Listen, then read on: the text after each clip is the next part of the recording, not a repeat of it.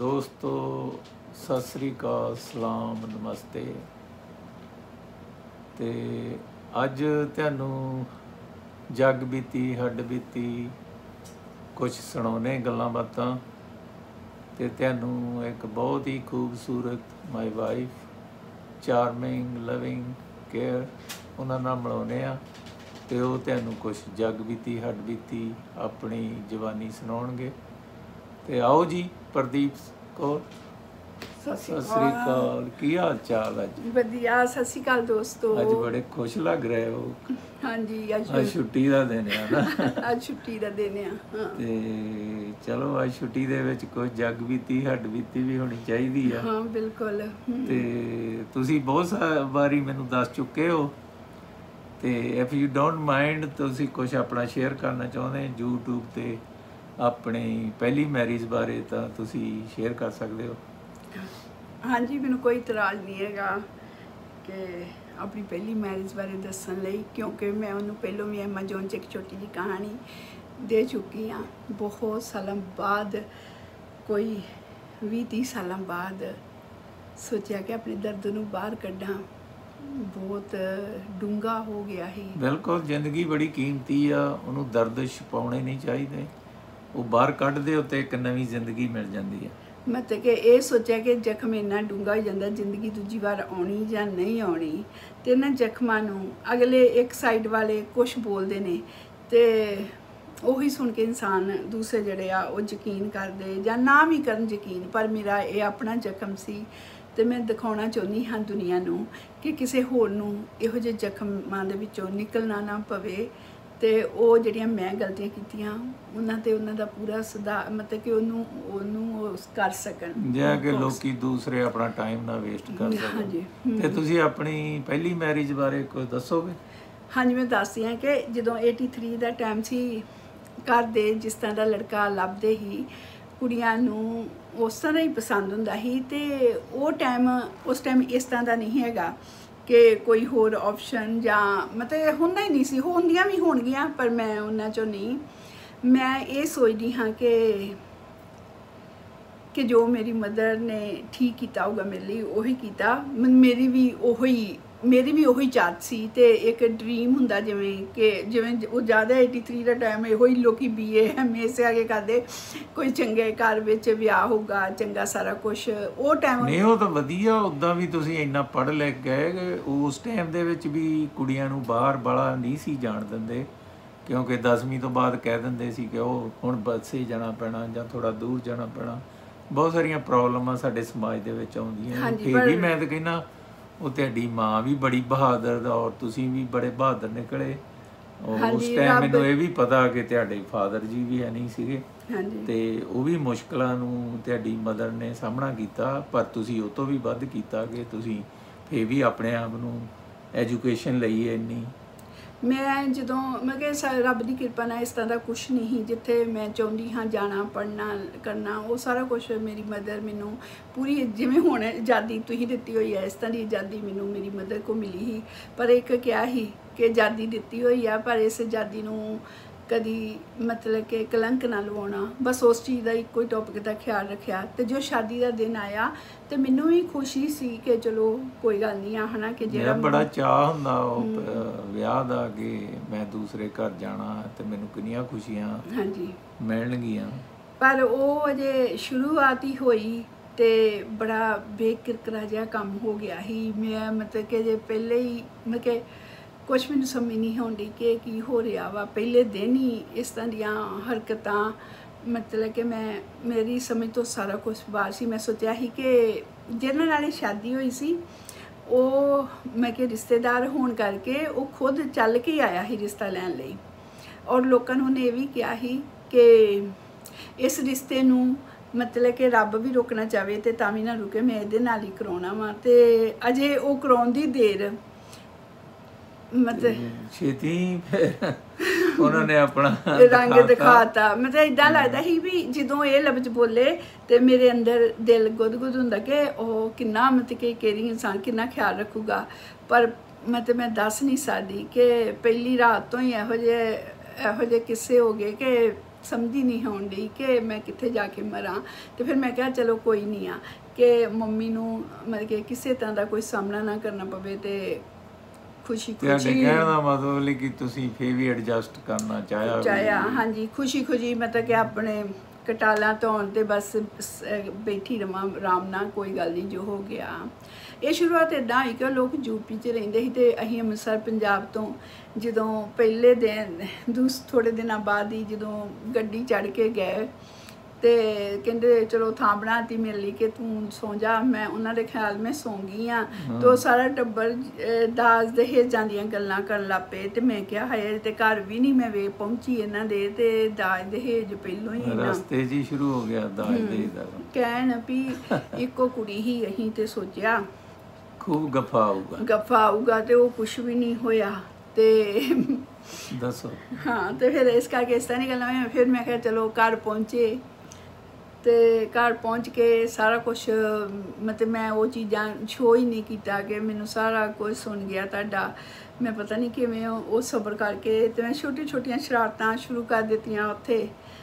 ਨਹੀਂ ਤੁਸੀਂ ਹੁਣ ਵੀ ਮੇਰੇ ਨਾਲ ਮੈਨੂੰ ਬਹੁਤ ਬਹਾਦਰ ਲੱਗਦੇ ਆ ਕਿ ਜਿਹੜੀ ਵੀ ਚੀਜ਼ ਆ ਤੁਸੀਂ ਖੁੱਲ੍ਹ ਕੇ ਸਾਹਮਣੇ ਆਉਨੇ ਆ ਤੇ ਜਿਹੜਾ ਬੰਦਾ ਆਪਣੇ ਮਨ 'ਚ ਨਹੀਂ ਰੱਖਦਾ ਗੱਲ ਉਹ ਬਹੁਤ ਵਧੀਆ ਗੱਲ ਆ। ਪਰ ਇਹ ਬੜਾ ਵੱਡਾ ਦੁੱਖ ਆ ਜਿਹੜਾ ਮਤਲਬ ਤੁਸੀਂ ਦੱਸ ਰਹੇ ਆ ਤੇ ਦੱਸੋ। ਕੋਈ ਨਹੀਂ ਉਹਦਾ ਉਹ ਮਨ ਵਿੱਚ ਉਦੋਂ ਤੱਕ ਰੱਖਿਆ, ਹੁਣ ਤੇ ਕੁਛ ਨਹੀਂ ਰੱਖਣ ਲਈ ਹੈਗਾ, ਰਹਿ ਹੀ ਨਹੀਂ ਗਿਆ ਕੁਛ ਮੇਰੇ ਕੋਲ ਰਹਿਣ ਤੇ ਜਿਹੜਾ ਮੈਂ ਅੰਦਰ ਰੱਖਿਆ ਉਹ ਲੋਕ ਇਸ ਕਰਕੇ ਰੱਖਦੇ ਉਦੋਂ ਕਿ ਰਿਸ਼ਤੇ ਬਚ ਜਾਣ, ਜੋ ਵੀ ਮਤਲਬ ਕਿ ਕਿਸੇ ਤਰ੍ਹਾਂ ਦੀ ਕਿਸੇ ਦੇ ਦਿਲ ਨਾ ਦੁਖੇ ਤੇ ਸਾਰਾ। ਤੇ ਮੈਂ ਉੱਥੇ ਜਾ ਕੇ ਨਿੱਕੀਆਂ ਮੈਨੂੰ ਇੱਕ ਸ਼ਰਾਰਤ ਯਾਦ ਆ। ਉਹ ਸਾਈਕਲ ਦੇ ਲਾਗੇ ਬੈਠਾ ਕੁਛ ਕੰਡਿਆ ਤੇ ਮੈਂ ਨਲਕਾ ਹੁੰਦਾ ਨਲਕੇ ਲਾਗੇ ਖੜੀ ਸੀ ਤੇ ਮੈਂ ਇਦਾਂ ਕਰਕੇ ਤੇ ਮੈਂ ਮੈਂ ਉਹ ਚੀਜ਼ਾਂ ਨੂੰ ਜਿਹੜੀ ਚੀਜ਼ ਹੁੰਦੀ ਸੀ ਮੇਰੇ ਨਾਲ ਉਹਨੂੰ ਮੈਂ ਪਿੱਛੇ ਛੱਡ ਕੇ ਭੁੱਲ ਕੇ ਮੈਂ ਫਿਰ ਕੋਈ ਹੋਰ ਦੂਸਰੀ ਚੀਜ਼ ਕਰਨ ਲੱਗ ਪੈਂਦੀ ਜਾਂ ਮੇਰਾ ਆਪਣਾ ਹੀ ਹੁੰਦਾ। ਤੁਹਾਨੂੰ ਪਤਾ ਕਿ ਇਹੋ ਜਿਹੀਆਂ ਸ਼ਰਾਰਤਾਂ ਕਰਦਾ ਤੇ ਮੈਂ 2 ਬੂੰਦਾਂ ਨੂੰ ਪਾਣੀ ਦੀਆਂ ਉਹਦੇ ਤੇ ਇਦਾਂ ਪਾਤੀਆਂ ਨਲਕੇ ਤੋਂ ਤੇ ਉਹਨੇ ਜਿਹੜਾ ਸਾਈਕਲ ਹੀ 1 ਮੀਲ ਦੀ ਦੂਰੀ 'ਤੇ ਸੁੱਟ ਦਿੱਤਾ ਤੇ ਮੈਨੂੰ ਉੱਥੇ ਲੱਗ ਗਈ ਇੱਕ ਗੁਸਲਖਾਨਾ ਹੁੰਦਾ ਸੀ ਤੇ ਉਹਦੇ ਵਿੱਚ ਵੜ ਕੇ ਇੰਨਾ ਕੁੱਟਿਆ ਤੇ ਮੈਂ ਆਖਾਂ ਵੀ ਮੈਂ ਇੱਦਾਂ ਵੀ ਜਿਵੇਂ ਮੈਂ ਕੋਈ ਨਾ ਬਹੁਤ ਵੱਡਾ ਜ਼ਿੰਦਗੀ 'ਚ ਗੁਨਾਹ ਕਰ ਦਿੱਤਾ ਕਿ ਇਹ ਅਜੇ ਕੁਛ ਪਹਿਲਾ ਮਹੀਨਾ ਸੀ ਇਹ ਤੰਗ ਦਿਮਾਗ ਦੀ ਗੱਲ ਆ ਤਾਂ ਮਤਲਬ ਕਿ ਪਹਿਲਾ ਮਹੀਨਾ ਸੀ, ਕੋਈ ਖੁਸ਼ੀ ਰਹਿਣ ਦੀ ਕੋਈ ਗੱਲ ਨਹੀਂ ਹੈ। ਫਿਰ ਜਿਹੜੀ ਉਹ ਕੁੱਟ ਸ਼ੁਰੂ ਹੋਈ ਫਿਰ ਮੇਰੇ ਦਿਲ ਵਿੱਚ ਇੱਜ਼ਤ ਜਿਹੜੀ ਸੀ ਮਤਲਬ ਕਿ ਚਕਨਾਚੂਰ ਹੋ ਗਈ। ਪਰ ਆਪਾਂ ਸੋਚਿਆ ਕਿ ਆਪਾਂ ਰਵਾਂਗੇ ਆਪਣੇ ਅਰਥੀ ਤੱਕ ਟਾਈਮ ਨਿਭਾਵਾਂਗੇ ਬੱਚੇ ਤੇਰੇ ਨਾਲ। ਪਰ ਕੀ ਹੋਇਆ ਕਿ ਜੇ ਉਹ ਗੱਲ ਕਰਦਾ ਤੇ ਮਤਲਬ ਕਿ ਮੈਨੂੰ ਸ਼ਿਕਵਾ ਰਿਹਾ ਇੰਨੀ ਮੇਰੇ ਕੁੱਟ ਖਾਣ ਤੇ ਜਿਵੇਂ ਮੈਂ ਇੰਨਾ ਕੁੱਟ ਖਾਂਦੀ ਤੇ ਮੇਰਾ ਹੱਥ ਨਹੀਂ ਕਦੀ ਉੱਠਿਆ ਉਸ ਚੀਜ਼ ਦਾ ਮੈਨੂੰ ਬਹੁਤ ਜ਼ਿਆਦਾ। ਜਦੋਂ ਅੱਜ ਕੁੜੀਆਂ ਮੈਨੂੰ ਦੱਸਦੀਆਂ ਨੇ ਕਿ ਉਹਨਾਂ ਦਾ ਆਦਮੀ ਇੱਕ ਹੱਥ ਚੁੱਕਦਾ ਵਾ ਤਾਂ 2 ਅੱਗੋਂ ਉਹਦੇ ਕੰਨਾਂ 'ਤੇ ਲਾ ਦਿੰਦੀਆਂ ਨੇ, ਮੈਂ ਇੱਦਾਂ ਨਹੀਂ ਕੀਤੀ। ਸਮਾਂ ਬਦਲ ਗਿਆ ਉਹਦੇ ਨਾਲ, ਮੇਰਾ ਹੱਥ ਕਦੀ ਨਹੀਂ ਉੱਠਿਆ। ਹਾਂ ਤੇ ਜੇ ਤੁਸੀਂ ਕਹੋ ਉਹ ਕਹੂਗਾ ਤੁਹਾਨੂੰ ਦੱਸੂਗਾ ਨਹੀਂ ਇਹਦੀ ਜ਼ੁਬਾਨ ਬਹੁਤ ਚੱਲਦੀ ਸੀ। ਹਾਂ ਉਹ ਹੱਥ ਚੁੱਕਦਾ ਸੀ ਤੇ ਮੇਰੀ ਜ਼ੁਬਾਨ ਚੱਲਣੀ ਸ਼ੁਰੂ ਹੋ ਗਈ ਸੀ।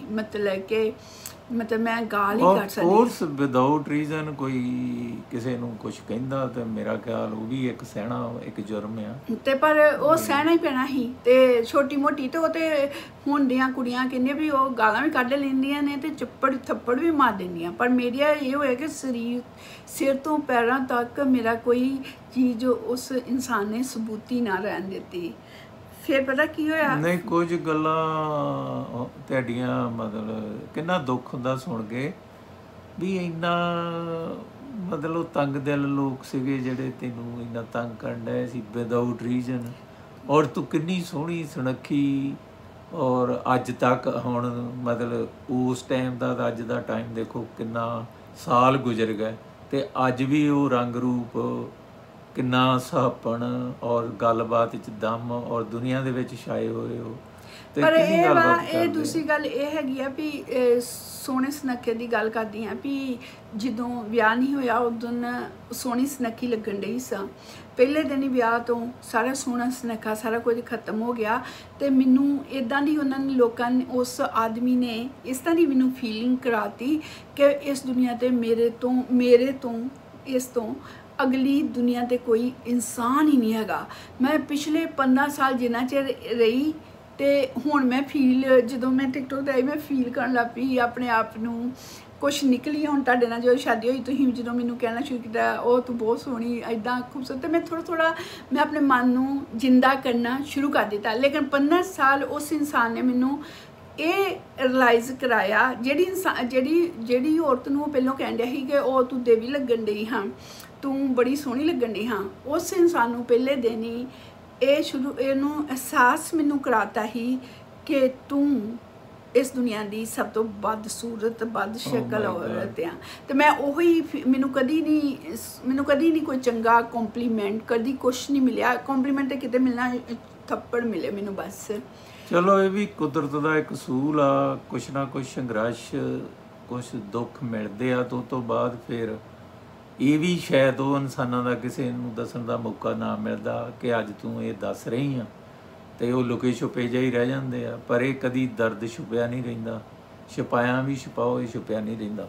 ਤੇ ਉਸ ਤੋਂ ਬਾਅਦ ਫਿਰ ਉਸ ਤੋਂ ਬਾਅਦ ਬਾਹਰ ਆਉਣਾ ਸੀ ਅਸੀਂ ਪਨਾਮਾ ਜਾਏ, ਸੈਂਟਰ ਅਮਰੀਕਾ 'ਚ ਅਸੀਂ ਇਕੱਠੇ ਪਲੇਨ 'ਤੇ ਬੈਠੇ ਹਾਂ। ਤੇ ਮੈਂ ਬਹੁਤ ਕੋਸ਼ਿਸ਼ ਕੀਤਾ, ਜਿਵੇਂ ਉਹਦਾ ਲਾਸਟ ਨੇਮ ਮੈਂ ਮਾਨਸਰ ਮੈਂ ਜਿੰਨਾ 12 ਘੰਟੇ ਉਹਨੂੰ ਕਰਦੀ ਰਹੀ। ਮੈਨੂੰ ਇੱਕ ਪਲੇਨ ਦੀ ਇੱਕ ਬਹੁਤ ਸਾਰੀ ਚੀਜ਼ ਯਾਦ ਆਉਂਦੀ ਆ ਕਿ ਮੈਂ ਜਿਵੇਂ ਵੈਜੀਟੇਰੀਅਨ ਹਾਂ ਤੇ ਮੇਰੇ ਖਾਣੇ 'ਚ ਅਸੀਂ ਲਿਖਾਇਆ ਨਹੀਂ ਕਿ ਹੈ ਨਾ ਵੈਜੀਟੇਰੀਅਨ ਫੂਡ ਜਾਂ ਕੁਛ। ਮੇਰੇ ਫਿਸ਼ ਆ ਗਈ, ਮੈਨੂੰ ਅੱਜ ਤੱਕ ਉਹਦੀਆਂ ਅੱਖਾਂ ਯਾਦ ਆਉਂਦੀਆਂ ਫਿਸ਼ ਦੀਆਂ, ਨਿੱਕੀਆਂ ਹੀ।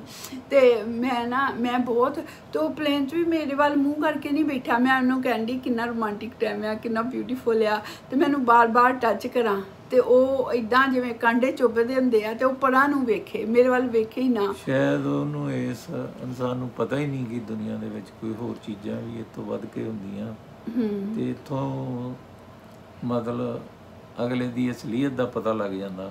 ਤੇ ਫਿਰ ਜਦੋਂ ਅਸੀਂ ਉੱਥੇ ਪਹੁੰਚੇ ਜਗ੍ਹਾ ਤੇ ਜਿੱਥੇ ਪਹੁੰਚਣਾ ਸੀ, ਪਹੁੰਚ ਕੇ ਤੇ ਫਿਰ ਰਹਿਣਾ ਸ਼ੁਰੂ ਕੀਤਾ ਜਿਵੇਂ ਕਰ ਸਕਦੀ ਹਾਂ, ਸਾਰਾ ਕੁਛ ਕਰਨ ਲਈ ਹਾਂ ਆਪਣੇ ਹੌਲੀ। ਤੇ ਉਹ ਬਾਹਰ ਜਾ ਕੇ ਹੋਰ ਔਰਤਾਂ ਨੂੰ ਵੇਖਦਾ, ਹਨਾ ਕਲੱਬਾਂ 'ਚ ਹੋਰ ਨਾ ਜਾ ਕੇ ਸੌਂਦਾ, ਤੇ ਮੇਰੇ ਕਰੈਕਟਰ ਦਾ ਚਕਨਾ ਚੂਰ ਕਰੀ ਜਾਣ ਡਿਆ ਘਰ ਬੈਠੀ ਦਾ ਹੀ ਉਦੋਂ ਹੀ।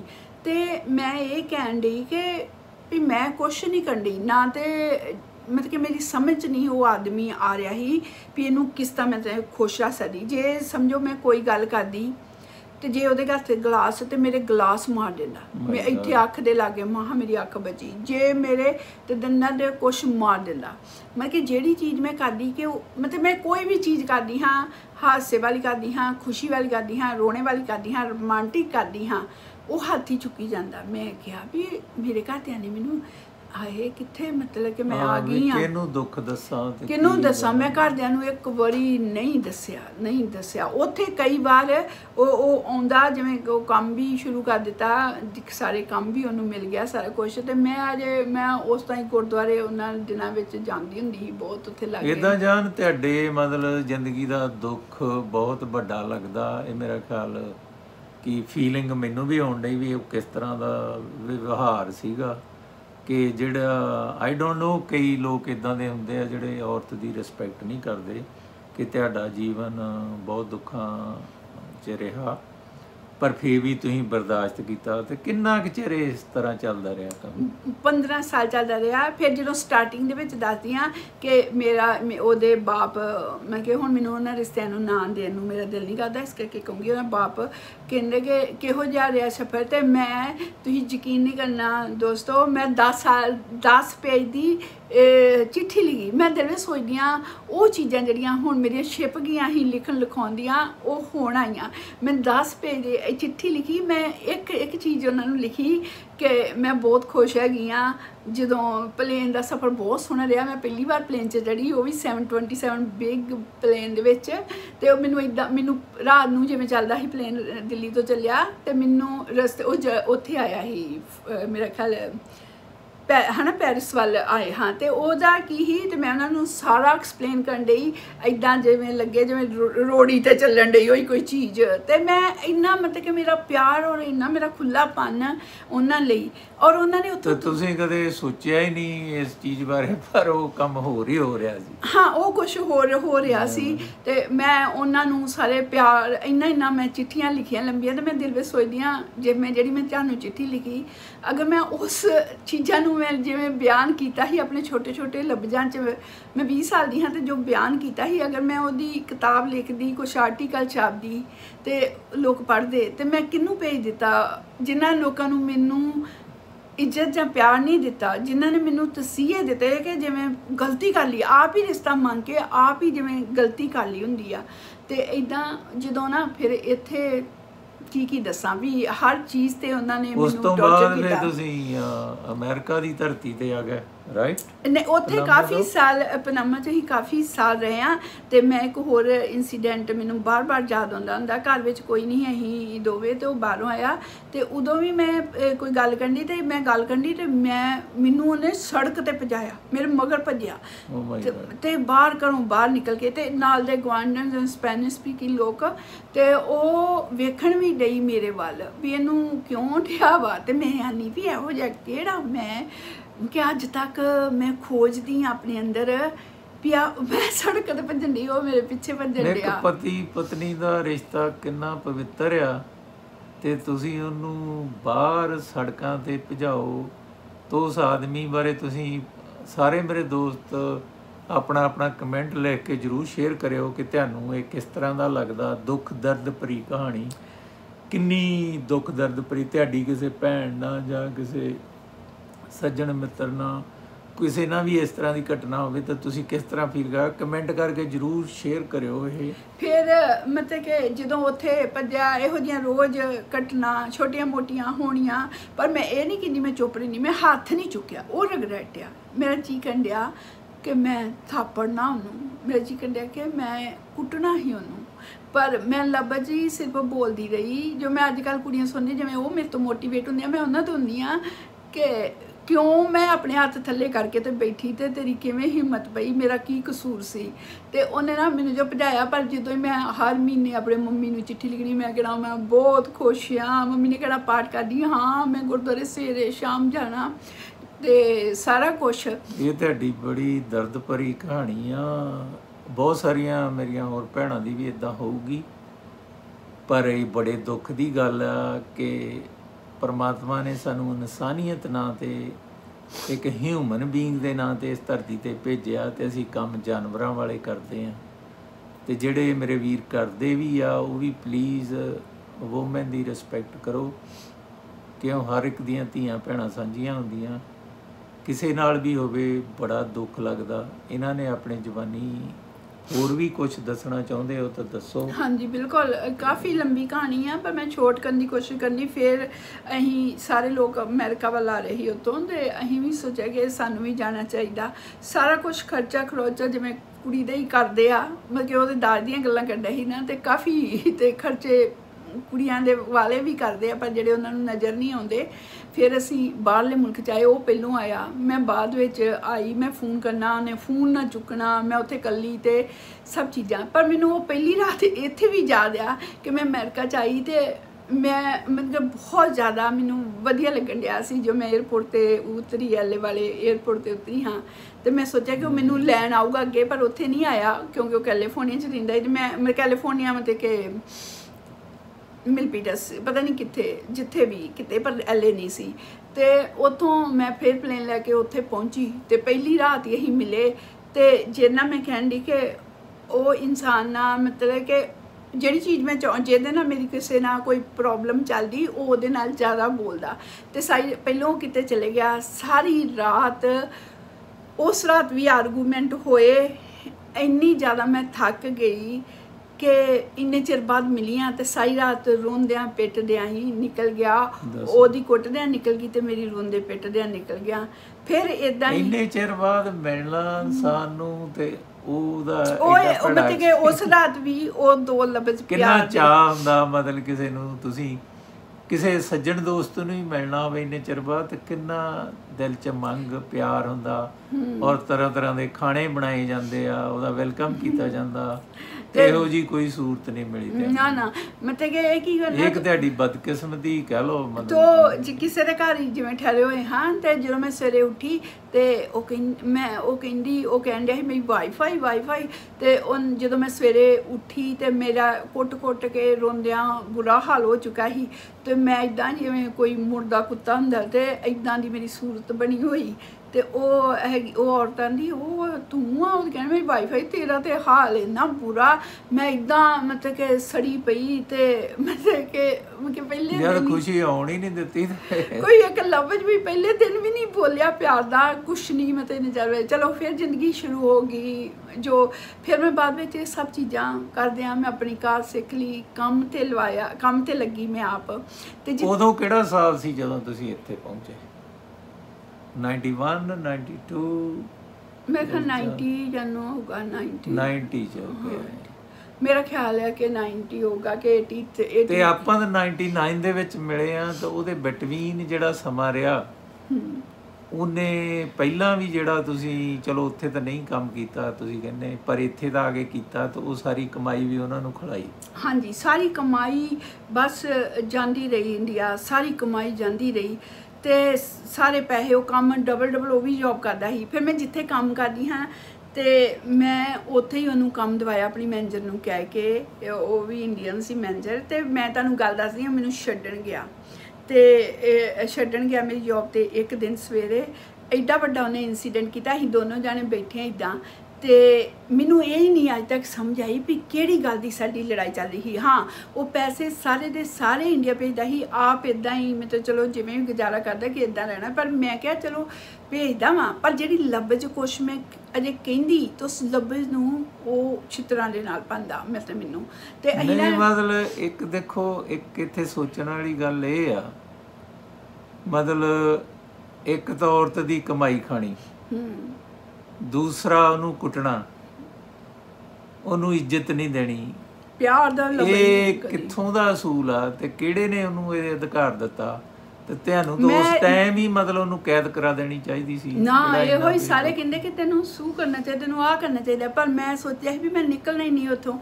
ਫਿਰ ਮੈਂ ਤੁਹਾਨੂੰ ਉਹ ਇੰਸੀਡੈਂਟ ਦੱਸਦੀ ਹਾਂ ਗੱਡੀ ਵਾਲਾ ਕਿ ਅਸੀਂ ਕਾਰ 'ਚ ਜਾਣ ਡਏ ਹੈ ਨਾ, ਕਾਰ 'ਚ ਜਾਂਦੇ ਮੇਰੀ ਜੋਬ ਤੇ ਬਣਾ ਉੱਥੇ ਉਹਨੂੰ ਥੋੜ੍ਹੇ ਦਿਨਾਂ ਬਾਅਦ ਜੋਬ ਮਿਲਣ ਵਾਲੀ ਸੀ ਕਿ ਮੈਨੂੰ ਲੱਗਦਾ ਠੀਕ ਤਾਂ ਮਿਲਣ ਵਾਲੀ ਕਿ ਮਿਲੀ ਸੀ, ਪਰ ਮੈਨੂੰ ਇੱਦਾਂ ਕੀਤਾ ਤੇ ਉਹਨੇ ਮੈਨੂੰ ਕੁਛ ਕਿਹਾ ਵੀ ਇੱਦਾਂ ਕਰੋ। ਉਹਨੂੰ ਮੈਂ ਜਿੰਨਾ ਹੀ ਜੀ ਕਰਕੇ ਬੁਲਾਉਂਦੀ ਹਾਂ ਨਾ, ਹੁਣ ਮੈਨੂੰ ਲੱਗਦਾ ਕਿ ਜਿੰਨਾ ਉਹਨੂੰ ਮੈਂ ਜੀ ਔਰ ਜਿੰਨਾ ਮੈਂ ਸਿਰ ਤੇ ਚੁੱਕਦੀ ਹਾਂ ਉਸ ਇਨਸਾਨ ਨੂੰ, ਓਨਾ ਹੀ ਉਹ ਜ਼ਿਆਦਾ ਪਾਗਲ ਹੋ ਜਾਂਦਾ ਸੀ।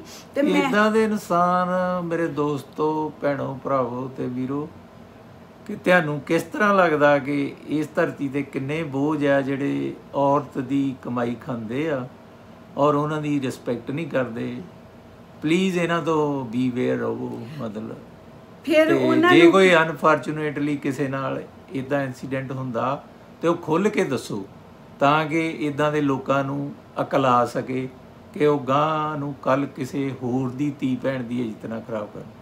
ਫਿਰ ਜਦੋਂ ਅਸੀਂ ਜਾਣਦੇ ਨਾ ਉਹਦੇ ਉੱਤੇ ਤੇ ਮੈਂ ਕੁਛ ਗੱਲ ਹੋਈ ਸਾਡੇ ਦੋਵਾਂ ਦੇ ਵਿਚਕਾਰ, ਮੈਂ ਕਿਹਾ ਹੋਊਗਾ ਵੀ ਇੱਥੇ ਜੋਬ ਮਿਲਣੀ ਜਾਂ ਕਰਨੀ ਤੂੰ ਜਾਂ ਕੁਛ ਕਿਹਾ। ਉਹਨੇ ਕਾਰ ਦੀ ਸਪੀਡ ਇੱਥੇ ਇੱਕਦਮ ਮੋੜ ਤੇ ਰਾਈਟ ਕਰਨਾ ਸੀ, ਗੱਡੀ ਉਧਰ ਨੂੰ ਜਾਣਾ ਸੀ, ਉਹਨੇ 100 ਦੀ ਸਪੀਡ ਤੇ ਕੀਤਾ ਤੇ ਉਹਨੇ ਇੰਨੀ ਸਪੀਡ ਕੀਤੀ ਤੇ ਕਾਰ ਮੋੜੀ ਸਪੀਡ ਦੇ ਨਾਲ ਕਿ ਜਿਵੇਂ ਮਾਰਨ ਚਾਹੁੰਦਿਆ ਤੇ ਉਹ ਜਿਹੜਾ ਪਾਣੀ ਵਾਲੇ ਹੁੰਦੇ ਨਹੀਂ ਪੰਪ ਲੱਗੇ ਹੁੰਦੇ ਆ ਹੈ ਨਾ ਕੰਪਨੀਆਂ ਦੇ ਹੈਡਰੈਂਟ, ਉਹਨੂੰ ਮਾਰ ਦਿੱਤਾ। ਪਾਣੀ ਦੇ ਵੱਜਣ ਲੱਗ ਪਏ, ਕੰਪਨੀ ਪੂਰੀ ਸਟਾਪ ਹੋ ਗਈ ਤੇ ਮੈਨੂੰ ਇੰਨੀ ਮੈਂ ਐਂਬੈਰਸ ਫੀਲ ਕਰਦੀ। ਐਰੋਮੇਟ ਕੰਪਨੀ ਦਾ ਨਾਂ ਹੀ ਉੱਥੇ ਸੈਨੋ ਜਿਹੀ ਤੇ ਮੈਂ ਉਹਨੇ ਹੈਡਰੈਂਟ ਇੰਨੀ ਜ਼ੋਰ ਦੀ ਮਾਰਿਆ, ਮੈਂ ਗਈ ਤੇ ਜਿਹੜਾ ਮੇਰਾ ਮੈਨੇਜਰ ਸੀ ਉਹ ਵਾਈਟ ਸੀ, ਜਿਹੜੀ ਮੇਰੀ ਹੋਰ ਮੈਨੇਜਰ ਉਹ ਇੰਡੀਅਨ ਸੀ ਤੇ ਉਹਨਾਂ ਨੂੰ ਪਤਾ, ਉਹ ਕਹਿੰਦੇ ਕੀ ਹੋਇਆ ਤੇ ਤੂੰ ਬਚ ਗਈ, ਤੂੰ ਠੀਕ ਹੈ, ਉਹ ਮੇਰੀ ਕੇਅਰ ਕਰਨ ਡਿਆ। ਇਹਨੂੰ ਕੋਈ ਸ਼ਰਮ ਨਹੀਂ, ਇਹ ਉੱਠ ਕੇ ਹੱਸਦਾ ਹਮੇਸ਼ਾ ਹੀ ਨਾ ਇੱਦਾਂ ਝੂਠਾ ਅੰਦਰ ਹੱਸ ਕੇ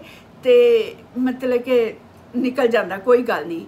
ਉਹਨਾਂ ਨੂੰ ਪਤਾ ਨਹੀਂ ਕਿੰਨਾ ਹਜ਼ਾਰਾਂ ਦਾ ਖਰਚਾ ਐਰੋਮੇਟ ਨੂੰ ਕਰਨਾ ਪਿਆ ਤੇ ਉਹ ਜਿਹੜੀ ਜੌਬ ਦਿਵਾਉਣੀ ਸੀ ਤੇ ਉਹ ਕਵੇ ਕਿ ਇਸ ਆਦਮੀ ਨੂੰ ਹੁਣ ਨਹੀਂ ਆਪਾਂ ਦੇਣੀ। ਤੇ ਪਰ ਜਿਹੜੀ ਇੰਡੀਅਨ ਸੀ ਮੈਨੇਜਰ, ਉਹਨੇ ਮੈਂ ਉਹਨੂੰ ਕਿਹਾ ਵੀ ਹਨਾ ਪਤਾ ਥੋੜਾ ਹੀ, ਮੈਂ ਇਹ ਨਹੀਂ ਦੱਸਿਆ ਵੀ ਕਾਰ ਦੇ ਵਿੱਚ ਕੀ ਹੋਇਆ ਸੀ। ਮਤਲਬ ਕਿ ਉਹਨੇ ਲੜਾਈ ਕੀਤੀ ਮੇਰੇ ਨਾਲ, ਤੇ ਲੜਾਈ ਕਰਕੇ ਉਹਨੇ ਕਿਹਾ ਹੁਣੇ ਤੈਨੂੰ ਮਾਰਦਾ ਦੱਸਦਾ। ਤੇ ਇਹ ਸਭ ਚੀਜ਼ਾਂ ਹੋਈਆਂ। ਤੁਸੀਂ ਯਕੀਨ ਨਹੀਂ ਕਰਨਾ, ਉਸ ਕੰਪਨੀ ਦਾ ਖਰਚਾ ਮੈਂ ਇੰਨੀ ਇੰਬੈਰਸ ਫੀਲ ਕੀਤਾ। ਪਰ ਮੈਂ ਬਹੁਤ ਸਾਲ ਉੱਥੇ ਜਦੋਂ ਤੱਕ ਰਹੀ, ਜਦੋਂ ਤੱਕ ਮੈਂ ਫਾਰਮੇਸੀ ਦਾ ਕੋਰਸ ਨਹੀਂ ਕਰ ਲਿਆ ਸੀ, ਉਦੋਂ ਤੱਕ ਮੈਂ ਉੱਥੇ ਹੀ ਜੌਬ ਕਰਦੀ ਰਹੀ। ਸਾਰੇ ਲੋਕਾਂ ਨੂੰ ਮਤਲਬ ਕਿ ਪਤਾ ਲੱਗ ਹੀ ਜਾਂਦਾ ਜਦੋਂ ਇਹਨਾਂ ਇਹ ਤੁਹਾਡਾ ਪਾਰਟ ਜਿਹੜਾ ਉਹ ਤੋਂ ਵੀ ਬੜਾ ਭੈੜਾ ਗੁਜ਼ਰਿਆ। ਹਾਂ, ਪਰ ਇਦਾਂ ਹੀ ਦਿਲ ਵਿੱਚ ਲੈ ਕੇ ਉਹ ਚੀਜ਼ਾਂ ਨੂੰ ਮਤਲਬ ਕਿ ਚੀਖਾਂ ਨੂੰ ਆਪਣੇ ਅੰਦਰ ਤੁਸੀਂ ਮਤਲਬ ਹੁਣ ਦੇ ਟਾਈਮ 'ਚ ਆਪਣੇ ਕੁਝ ਭੈਣਾਂ ਨੂੰ, ਕੋਈ ਨਵੀਆਂ ਨਿਊ ਜਨਰੇਸ਼ਨ ਕੁੜੀਆਂ ਨੂੰ ਕੀ ਮੈਸੇਜ ਦੇਣਾ ਚਾਹੁੰਦੇ ਆ? ਪਰ ਮੈਂ ਜੇ ਥੋੜੀ ਜਿਹੀ ਸਟੋਰੀ ਦੱਸਣਾ ਚਾਹੁੰਦੀ ਜਾਨੂੰ ਕਿ ਮੈਂ ਇਹ ਦੱਸਣਾ ਚਾਹੁੰਦੀ ਕਿ ਫਿਰ ਜਦੋਂ ਅਸੀਂ ਉੱਥੋਂ ਮੈਂ ਇੰਡੀਆ ਤੋਂ ਤੁਰੀ ਹਾਂ ਤੇ ਬਾਪ ਨੇ ਮਾਂ ਨੇ ਕਿਹਾ ਕਿ ਬੱਚੇ ਦੀ ਕਾਹਲੀ ਨਹੀਂ ਆ, ਅਜੇ ਤੁਸੀਂ ਸਾਨੂੰ ਵੀ ਪੈਸੇ ਭੇਜਣੇ, ਬੱਚਾ ਪੈਦਾ ਨਾ ਕਰਿਓ। ਤੇ ਬੱਚਾ ਤੇ ਮੈਂ ਹੋਇਆ ਵੀ ਨਹੀਂ ਕਦੀ। ਪਰ ਉਹਨਾਂ ਲੋਕਾਂ ਨੇ ਜੇ ਇੱਥੇ ਪਹੁੰਚਣਾ ਹੀ ਬਾਹਰਲੇ ਦੇਸ਼, ਉਹਨਾਂ ਨੇ ਸੋਚ ਲਿਆ ਸੀ ਕਿ ਉਹਦੇ ਛੋਟੇ ਭਰਾ ਦਾ ਵਿਆਹ ਹੋ ਚੁੱਕਾ ਸੀ ਤੇ ਉਹ ਉਹਨਾਂ ਨੂੰ ਲੱਗਦਾ ਸੀ ਕਿ ਉਸੇ ਹੀ ਏਰੀਏ ਦੇ ਯੂਪੀ 'ਚ ਹੀ ਲੋਕ ਰਹਿੰਦੇ ਸੀ ਤੇ ਉਹ ਸੋਚਦੇ ਹੋਣੇ ਸੀ ਕਿ ਉੱਥੋਂ ਚੰਗੀ ਤਰ੍ਹਾਂ ਦਾਜ ਦਹੇਜ ਮਿਲੂਗਾ। ਤੇ ਪਰ ਉਹਨਾਂ ਦੀ ਪਿਕਚਰ ਜਿਹੜੀ ਉਹਨਾਂ ਨੇ ਪਹਿਲਾਂ ਹੀ ਇੱਦਾਂ ਦੀ ਬਣਾ ਲਈ ਸੀ ਕਿ ਮੈਨੂੰ ਕੱਢਣਾ। ਪਰ ਮੈਨੂੰ ਸਮਝ ਨਹੀਂ ਆਉਂਦੀ ਕਿ ਮੈਂ ਸੋਚਦੀ ਉੱਦਾਂ ਹੀ ਕੁੱਟ ਪੈਂਦੀ ਆ, ਇੱਦਾਂ ਹੀ ਪੈਂਦੀ ਰਹਿਣੀ ਆ ਤੇ ਮੈਂ ਇੱਥੇ ਹੀ ਰਹਿਣਾ ਵਾ ਤੇ ਇੱਦਾਂ ਹੀ ਰਹਿਣਾ। ਬੱਚਾ ਨਹੀਂ ਹੋਇਆ ਤਾਂ ਉਦੋਂ ਉਹਨੂੰ ਕੋਈ ਚੇਤਾ ਨਹੀਂ ਬੱਚਾ ਪੈਦਾ ਕਰਨ ਦਾ ਕਿ ਵੀ ਇਹ ਬੱਚਾ ਨਹੀਂ ਕਰਨਾ। ਤੇ ਫਿਰ ਬਾਅਦ ਵਿੱਚ ਅੰਦਰੋਂ ਅੰਦਰ ਹੀ ਲੋਕਾਂ ਨਾਲ ਗੱਲਾਂ ਕਰਨ ਡਿਆ ਕਿ ਕੋ ਤੇ ਬੱਚਾ ਨਹੀਂ ਹੁੰਦਾ, ਇਹਨੂੰ ਛੱਡਣਾ ਹੀ ਆ। ਚਲੋ ਬੱਚਾ ਨਹੀਂ ਹੈਗਾ, ਮੰਨਦੀ ਆ ਵੀ ਐਡੇ ਤੁਸੀਂ ਲਾਟ ਸਾਹਿਬ ਕਿ ਤੁਹਾਨੂੰ ਬੱਚੇ ਵਾਲਾ ਚਾਹੀਦੀ ਆ ਤੇ ਕਰ ਲਓ, ਪਰ ਤੁਸੀਂ ਕੁੱਟੋ ਤੇ ਨਾ ਅਗਲੀ ਨੂੰ ਕਿ ਅਗਲਾ ਦਾ ਪੂਰਾ ਹੀ ਉਹਦੀ ਧਰਤੀ ਹਿਲਾ ਕੇ ਰੱਖ ਦਿਓ ਕਿ ਉਹਨੂੰ ਜਗ੍ਹਾ ਵੀ ਨਾ ਮਿਲੇ ਖਲੋਣ ਦੀ। ਮਤਲਬ ਕਿ ਇੰਨਾ ਕੁੱਟ ਕੇ ਮੇਰੇ ਸੀਟ ਦਾ ਕੁਛ ਨਾ ਛੱਡਣ ਤੋਂ ਬਾਅਦ ਫਿਰ ਉਹਨਾਂ ਨੂੰ ਖਿਆਲ ਆਇਆ। ਨਹੀਂ, ਇਹ ਵੀ ਦੇਖ ਲਓ 20ਵੀਂ ਸਦੀ ਦੀ ਗੱਲ ਆ ਤੇ ਉਦੋਂ ਵੀ ਇਹ ਅਨਪੜ੍ਹਤਾ ਜਾਂ ਧੱਕੇਸ਼ਾਹੀ ਹੋ ਰਹੀ ਆ। ਤੇ ਔਰ ਤੁਸੀਂ ਪੜ੍ਹੇ ਲਿਖੀ ਫੈਮਿਲੀ ਦੇ ਨਾਲ ਬਿਲੋਂਗ ਕਰਦੇ ਆ ਔਰ ਤੁਹਾਡੀ ਫੈਮਿਲੀ ਵੀ ਬੜੀ ਫਾਰਵਰਡ ਰਹੀ ਆ। ਤੁਹਾਡੇ ਦਾਦਾ ਜੀ ਚੇਅਰਮੈਨ ਰਹੇ ਆ ਔਰ ਤੁਹਾਡੇ ਹੋਰ ਵੀ ਫੈਮਿਲੀ ਮੈਂਬਰ ਕਾਫੀ ਪੜ੍ਹੇ ਲਿਖੇ ਆ। ਪਰ ਇਹ ਗੱਲਾਂ ਨਹੀਂ ਹੈਗੀਆਂ। ਗੱਲ ਹੈਗੀ ਪਹਿਲੇ ਦੀ ਗੱਲ ਇਹ ਆ ਕਿ ਉਹਦੇ ਹੱਥਾਂ 'ਚ ਮੈਂ ਆ ਗਈ। ਉਹਨੂੰ ਪਤਾ ਸੀ ਮੇਰੀ ਮਜਬੂਰੀ ਦਾ ਕਿ ਮੇਰੇ ਕੋ ਮਤਲਬ ਕਿ ਮੈਂ ਦੱਸਣਾ ਨਹੀਂ ਉਹਨਾਂ ਨੂੰ ਤੇ ਉਹ ਇਹਨੇ ਕਿਤੇ ਜਾਣਾ ਨਹੀਂ। ਪਰ ਅਖੀਰ ਸ਼ਾਰਟ ਕਰਦੀ ਹੋਈ ਮੈਂ ਕਹਾਣੀ 15 ਸਾਲ ਲੰਬੀ ਆ ਤੇ ਮੈਂ ਜਿਵੇਂ ਸੋਚਿਆ ਸੀ ਕਿ ਉਸ ਇਨਸਾਨ ਨੂੰ ਕਦੀ ਗਿਵ ਅਪ ਨਹੀਂ ਕਰਨਾ। ਪਰ ਉਹਨਾਂ ਨੇ ਆਲਰੇਡੀ ਕੁੜੀ ਲੱਭ ਚੁੱਕੇ ਸੀ ਆਪਣੇ ਭਰਾ ਦੀ, ਉਹਦੀ ਕਜ਼ਨ ਨੂੰ, ਕਿ ਉਹਨੇ ਵੀ ਅਮਰੀਕਾ ਵੇਖਣਾ ਸੀ। ਉਹਨਾਂ ਨੇ ਪਤਾ ਨਹੀਂ ਕੀ ਕੁਛ ਦਿੱਤਾ ਹੋਣਾ ਉਹਨਾਂ ਨੂੰ। ਤੇ ਜੇ ਬੱਚੇ ਮਤਲਬ ਕਿ ਉਹਨਾਂ ਨੇ ਉਹਨਾਂ ਕਰਨਾ ਸੀ। ਪਰ ਮੈਨੂੰ ਕੁਛ ਪਤਾ ਨਹੀਂ, ਲੋਕੀ ਮੈਨੂੰ ਕਹਿਣ ਵੀ ਇਹ ਉਹ ਛੱਡਣਾ ਉਹਨਾਂ ਕੁਛ ਕਰਨਾ। ਮੈਂ ਕਿਹਾ ਨਹੀਂ ਤੁਹਾਨੂੰ ਲੱਗਦਾ ਇਦਾਂ ਦਾ ਕੁਛ ਨਹੀਂ ਹੈਗਾ। ਪਰ ਸਾਡੇ ਪਿਆਰ ਵਾਲਾ ਉਹਨੇ ਕਦੀ ਇੱਕ ਲਫ਼ਜ਼ ਨਹੀਂ ਬੋਲਿਆ। ਬਸ ਮੈਨੂੰ ਉਹਨੇ ਨੀਚਾ ਹੀ ਦਿਖਾਇਆ, ਇਹ ਸੋਹਣੀ ਨਹੀਂ, ਇਹ ਗਾਲਾਂ ਕੱਢਦੀ ਆ, ਮਤਲਬ ਗੰਦੇ ਹੀ ਮੈਨੂੰ ਉਹਨੇ ਕੀਤਾ। ਉਹ ਜਿੰਨਾ ਵੀ ਉਹ ਕਰ ਸਕਦਾ ਜਿੰਨਾ ਕੀਤਾ। ਪਰ 15 ਸਾਲ ਬਾਅਦ 15 ਸਾਲ ਮੈਂ ਲਾਏ ਤੇ ਉਸ ਦਿਨ ਉਹਨੇ ਕਿਹਾ ਕਿ ਮੈਂ ਨਾ ਦੂਸਰਾ ਵਿਆਹ ਕਰਾਉਣ ਲੱਗਾ ਵਾਂ ਤੇ ਤੂੰ ਰਹਿਣਾ ਤੇ ਤੂੰ ਰਹਿ ਲਾ। ਓ ਮਾਈ ਗॉड। ਉਹ ਘਰ ਜਿਸ ਘਰ ਚੋਂ ਮੈਂ ਨਿਕਲੀ ਉਸ ਘਰ ਮੈਂ ਮਨਟੇਕਾ ਸੇ ਆਪਣਾ ਘਰ ਲਿਆ ਹੋਇਆ ਸੀ ਹਨਾ। $20,000 ਡਾਊਨ ਵੀ ਦਿੱਤਾ ਹੋਇਆ। ਇੰਨਾ ਸ਼ਾਨਦਾਰ ਉਸ ਘਰ, ਇੰਨਾ ਵੱਡਾ ਘਰ ਸੀ, ਇੰਨਾ ਖੂਬਸੂਰਤ ਘਰ ਸੀ ਕਿ ਉਸ ਘਰ ਦੀ ਨੁੱਕਰ ਵੀ ਅੱਜ ਵੀ ਵੱਜ ਮਾਰਦੀ ਹੋਣੀ ਹੈ ਕਿ ਹਨਾ ਤੂੰ ਵਾਪਸ ਆ। ਮਤਲਬ ਕਿ ਮੈਂ ਇੰਨਾ ਸਜਾਇਆ ਹੋਇਆ ਸੀ ਘਰ ਨੂੰ। ਤੇ ਉਹਨੇ ਕਿਹਾ ਤੇ ਮੈਂ ਕਿਹਾ ਵੀ 20 ਸਾਲਾਂ 'ਚ ਮੈਂ ਕਦੀ ਇੱਕ ਲਫ਼ਜ਼ ਵੀ ਪਿਆਰ ਦਾ, 15 ਸਾਲ 20 ਸਾਲ ਨਹੀਂ 15 ਸਾਲ 'ਚ ਮੈਂ ਇੱਕ ਲਫ਼ਜ਼ ਵੀ ਪਿਆਰ ਦਾ ਨਹੀਂ ਸੁਣਿਆ ਤੇਰੇ ਮੂੰਹੋਂ। ਤੇ ਮੈਂ ਆਪਣਾ ਬੈਗ ਚੁੱਕਿਆ। 15 ਸਾਲ ਬਾਅਦ ਮੈਨੂੰ ਸੁਰਤ ਆਈ ਹਨਾ, 15 ਸਾਲ ਬਾਅਦ ਸੁਰਤ ਆਈ। ਦਰਦ ਭਰੀ ਕਹਾਣੀ। ਤੇ ਮੈਂ ਆਪਣਾ ਬੈਗ ਚੁੱਕਿਆ ਤੇ ਘਰੋਂ ਨਿਕਲ ਗਈ। ਦੋਸਤੋ, ਇਹ ਕਹਾਣੀ ਸੁਣ ਕੇ ਤਾਂ ਰੌਂਗਟੇ ਖੜੇ ਹੋ ਜਾਂਦੇ ਆ। ਸੋ ਹੁਣ ਜਾਨੂ ਆਪਣਾ ਇਹ ਵੀ ਆਪਣਾ ਟੌਪਿਕ ਸੀ ਕਿ ਚਲੋ ਉਹ ਫੇਰ ਕਰਾਂਗੇ ਦੂਸਰੀ ਸ਼ਾਦੀ ਬਾਰੇ ਕਿ ਜੋ ਤੁਸੀਂ ਦੂਸਰੀ ਸ਼ਾਦੀ ਕਰ ਲੈਂਦੇ ਜੇ ਤੇ ਉਸ ਘਰ 'ਚ ਤੁਹਾਨੂੰ ਫਿਰ ਖੁਸ਼ੀਆਂ ਮਿਲਦੀਆਂ ਨੇ ਉਹ ਕਿ ਜਾਂ ਉੱਥੇ ਵੀ ਦੁੱਖਾਂ ਦਾ ਸ਼ਿਕਾਰ ਹੋਣਾ ਪੈਂਦਾ। ਬਿਲਕੁਲ ਇਹ ਆਪਾਂ ਟੌਪਿਕ ਦੂਸਰੇ ਵਿੱਚ ਰੱਖਾਂਗੇ। ਮਤਲਬ ਕਿ ਹੁਣ ਲੰਬੀ ਹੋ ਜਾਣੀ, ਲੰਬਾ ਕਾਫੀ ਹੋ ਜਾਣੀ ਹੈ। ਤੇ ਮੈਂ ਚਾਹੁੰਦੀ ਜਿੰਨਾ ਤੁਸੀਂ ਮਤਲਬ ਜਿਵੇਂ ਕੁਛ ਲਫ਼ਜ਼ ਮੇਰੇ ਕੋਲ ਗਲਤ ਬੋਲੇ ਗਏ ਹੋਣ, ਮਤਲਬ ਖਰਾਬ ਬੋਲੇ ਗਏ ਹੋਣਗੇ ਤੇ ਉਹ ਮੇਰੀ ਗਲਤੀ ਆ। ਮੈਨੂੰ ਦੇ ਦੇਣੇ ਜਿਹੜਾ ਚੰਗੀਆਂ ਚੀਜ਼ਾਂ ਉਹ ਤੁਹਾਡੀਆਂ ਨੇ। ਪਰ ਇਹ ਦੁੱਖ ਕਾਫੀ ਲੰਬਾ ਵਾ, ਪਰ ਮੈਨੂੰ ਸ਼ਾਰਟਕਟ 'ਚ 20 ਮਿੰਟ 'ਚ ਸੁਣਾਉਣ ਦੀ ਕੋਸ਼ਿਸ਼ ਕੀਤੀ ਆ। ਪਰ ਅਸੀਂ ਦੂਸਰੀ ਸ਼ਾਦੀ ਬਾਰੇ ਵੀ ਗੱਲ ਕਰਨੀ ਸੀ ਕਿ ਕੁੜੀਆਂ ਹੁਣ ਕੀ ਕਰਨ, ਉਹ ਦੂਸਰਾ ਵੀਡੀਓ ਅਸੀਂ ਤਿਆਰ ਕਰਾਂਗੇ। ਤੇ ਉਹਨਾਂ 'ਚ ਰੱਬ ਰੱਖਾ। ਤਾਂ ਸਾਰੇ ਮੇਰੇ ਵੀਰ ਭੈਣ ਭਰਾ ਕਮੈਂਟ ਕਰਕੇ ਆਪਣੀ ਗੱਲਬਾਤ ਸ਼ੇਅਰ ਜ਼ਰੂਰ ਕਰਿਓ, ਤਾਂ ਕਿ ਆਪਾਂ ਨੂੰ ਹੋਰ ਵੀ ਨੌਲੇਜ ਮਿਲ ਸਕੇ ਕਿ ਕੀ ਹੋ ਰਿਹਾ ਆਪਣੇ 21ਵੀਂ ਸਦੀ ਦੇ ਵਿੱਚ ਵੀ। ਤੇ ਆਪਣਾ ਆਲਾ ਦੁਆਲਾ ਖੁਸ਼ ਰੱਖੋ, ਸਾਰਿਆਂ ਦੇ ਹਿਰਦਿਆਂ ਨੂੰ ਸ਼ਾਂਤ ਰੱਖਣ ਦੀ ਕੋਸ਼ਿਸ਼ ਕਰੋ, ਤੇ ਆਪ ਵੀ ਖੁਸ਼ ਰਹੋ। ਤੇ ਰੱਬ ਰੱਖਾ। ਰੱਬ ਰੱਖਾ। ਸਤਿ ਸ਼੍ਰੀ ਅਕਾਲ। ਸਤਿ ਸ਼੍ਰੀ ਅਕਾਲ।